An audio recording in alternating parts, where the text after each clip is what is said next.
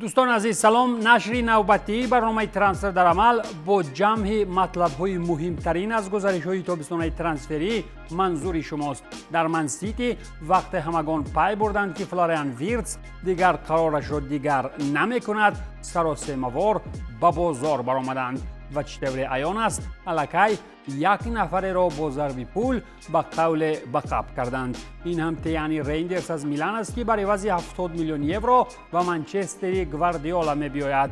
برای من سیتی اگر خرج کردن 70 میلیون در بازار 2x2 است، ولی برای تیم ایتالیایی این فروشکاری رکوردی است. بازیگر نیدرلندی در نوبت خود موسم گذشته 15 جمعی 5 در 54 بازی با آمار گرفت. هرچند که کارهای میلان با کانزنساو و دیگران با کلی تور بود، ولی ریندرز دیگر پروایی ندارد که الگری در شهر مودها چی کار میکند، زیرا گپ و کار او از این پس با گواردیولا و شیخان از اتحاد خواهد بود. از من سیتی گپی دیگری مربوط دیگر شوی کادری آن است که دروازه‌بانی به طور جاودانی احتیاطی این تیم سکوت کارسون 39 ساله اخیراً از اتحاد می رود. این نفر تجربه دار در سطح سیتی در مسیر 6 سالی بودنش همگی 108 دقیقه در میدان گذرانید، ولی 11 جایزه گرفت. این معنای آن را دارد که او به شرافت مهنتی دیگران هر 10 دقیقه صاحب جایزه می شد. با گپی دیگر مردمی این را می گویند گرفتن پولی به درد میان با طبع بی‌ملال از برای نشستن در کرسی احتیاطی گران، ولی این همه را اخیراً فرصتی انجام رسید و این دروازه‌بان تازه‌کنی کرسی احتیاطی را در یگان دسته دیگر دوام می‌دهد.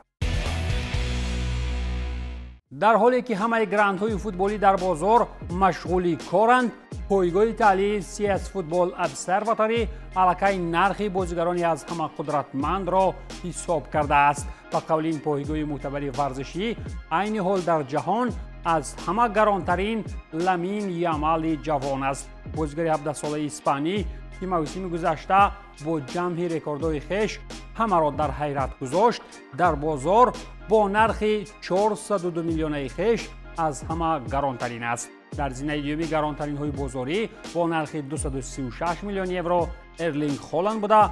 جود بیلینگهم با ارزش 233 میلیون یورو در زینه سوم قرار دارد. امباپه شهرت پرست و بهترین گلزن موسمی باشد با ارزش 192 میلیون یورو تنها در زینه چهارم قرار گرفته. جمال موسیالا که از روی این فرضیه 154 میلیون نرخ دارد در مقام پنجم است. ولی عجیب هم این است که فاوریت اساسی در گرفتن توپ طلایی 2025 عثمان دمبله در این رویخط با ارزش 60 میلیون یورو تنها در زینه 93 است، ولی وقتی ماه سپتامبر توپ طلایی به دست میگیرد با مغروری و دغدغه این جایزه در او به زینه یکم میبراید. دسته عثمان دمبله باشد بعد آن که اخیراً در لیگ چمپیون ها یکم شد و ناصر الخلیفی دیگر از شادی در کرته‌اش نمی‌گنجد. از این پس خریداری های باز هم بیشتر و بیشتر میکند، زیرا تا این دم اگر برای فقط چمپیون شوی در فرانسه میلیاردها مصرف میشد، اکنون بعد گرفتن این جایزه ارزشمند دیگر میتوانند دسته ها را با پرگی با فوتبال بازانشان بخرند. در آمدیگه PSG گفت و شنیدها را با دفاعگر اوکراینی بورنموت ایلیا زبارنی ادامه میدهد و خواهش اساسی او را هم برآورده کردن است. بیشتر اگر این اوکراینی بودن در یک دسته با صفان و ویروس را نمیخواست، تیم پاریژی الکی راه حل این کار را هم پیدا کرده است. دقیق‌ترش آنها به نظرم صفانوف را آهسته‌ک از دسته به یگان سمت دیگر روان میکنند و جانی زبارنی هم وقتی آمدنش به پاریژ آرام می شود، زیرا دسته واقعا هم به چنین دفاعگران چخان نیاز دارد و در حالی که دروازه‌بان ماهر چون دوناروما را دارد، در احتیاط نگاه داشتن صفانوف هم آنقدر قابل قبول نیست. یک قصه دیگری خیر گفتن و رفتن های این موسم فوتبالی اخیراً تاتنهام را هم فراگیر خواهد شد. این دسته یک عمر فراگیر بیماری خشکسالی جایزوی که اخیراً در لیگ اروپا توانست امیوی افتاده را پایزنی کند و با آرمان جایزه گیریش برسد، بالاخره از نفر اساسیش جدا می شود. این هم لگند باشگاه لندنی تاتنهام هاتسپور سان هین مین کریگی است که بعد 10 سال و گرفتن یک جایزه در انتظار اخیراً از تاتنهام می‌رود. نسبت حمله‌ور 32 ساله به گفته ابردسته‌های کشور سعودی توجه دارند و می‌تواند او نیز به آنجا برود. درباره چنین جداشوی احساساتی و خاطرمان نه من و نه یگان جوره من گفته است، بلکه درباره این ترانسفر احتمالی نشریه معتبر تلفوت می‌نویسد. نمیدانم تا کجا این مطلب نوشته این نشریه درست می‌براید، ولی در صورت رفتن سان از لندن شمالی در ورزشگاه تاتنهام هاتسپور آرینا انیق سالها و ماه‌ها ماتم می‌شود. در ایتالیا باشد سرمربی باشگاه میلانی اینتر بعد افسرده‌حالی شدید در فینال لیگ چمپیون‌ها اخیراً به پرگی دسته میلانی را ترک نمود. البته که وقت بار اول در چنین فینال ارزشمند با حساب 0-5 شکست میخوری، البته که باید چند مدت از مکان پرجوش و خروش فوتبالی تماما دور شد. از این لحاظ او به زودی پیشنهاد دسته الهلال را قبول نموده بر زمین کنار رفتن از ناکامی‌های موسمی در اینتر همچنین سالانه 26 میلیون یورو معاش میگیرد. همین طریق سیمون اینزاگی رسما چون سرمربی دسته الهلال اعلان شده با تیم سعودی شرطنامه 2 ساله بست. الهلال دسته است که میتواند موسم‌های بعدی نیز چندین بارها دسته رونالدو را شکست دهد و از برای کلی جایزه‌های کروی هم تا به آخر مبارزه برد. از جانب دیگر سیمون اینزاگی زمانی رفتن به ملک سعودی و برخورد با النصر پیولی میتواند از دربی دلا مدنینوی میلانی هم یک به یاد بیارد. با گفته خود فابریزیو رومانو عوض کننده احتمالی سیمونه در اینتر میتواند سرمربی باشگاه کومو سسک فابریگاس شود. نفری که دسته از ساحل کولی کومو را تا به زینه دهم سری آ رسانید اکنون میتواند یکی از گرندهای میلانی را قبول نماید. چطور رومانو میرساند پس از انجام مرحله اول گفت و شنیدها جانبها ارتباطها را ادامه میدهند، ولی هرچند که خود فابریگاس زیاد میخواهد دسته تاپ را سربری کند ولی تیم فعلیش کومو دو پای در یک موزه هیچ نمیخواهد اسپانی را جواب دهد.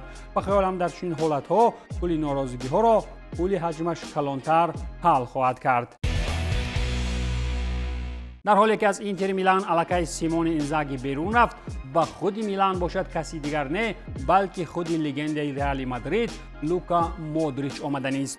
هرچند که پیشتر خبرها در مورد رفتن مودریچ به اینتر میامی نزدی مسی زیاد بودند، لوکا مودریچ 39 ساله در میلان ادامه فعالیت ورزشی میکند و شرطنامه هم تا سال 2027 زیر نقشه 1+1 بسته شد و مودریچ سابقه دار در میلان سالانه 4 میلیون یورو معاش میگیرد و گفته میشود که 3 سبب اساسی باعث شد که مودریچ به دسته دیگر نو به میلان گزارش کند. و سبب اول هم این آرزوی از کودکی بازی نمودن در میلان است. سبب دوم بازیگر خرواتی دسته را جستجو میکرد که تا برای آمادگی خوب به چمپیونات جهانی 2026 برایش سببگار باشد. و سبب سومی و سبب اساسی البته که لوکا نمیخواست دیگر ضد رئال مادرید بازی کند، زیرا میلان در یورو جام شرکت نمی کند و امکانیت بازی ضد رئال مادرید برایش زیر دست نمی آید. خلاصه میلان هم به مثل اینتر باز هم چنین بازیکنان سابقه دار را سرجم می کند و در نبود یورو جام البته که مودریچ به میلان در سری آ از این پس کمک خواهد کرد.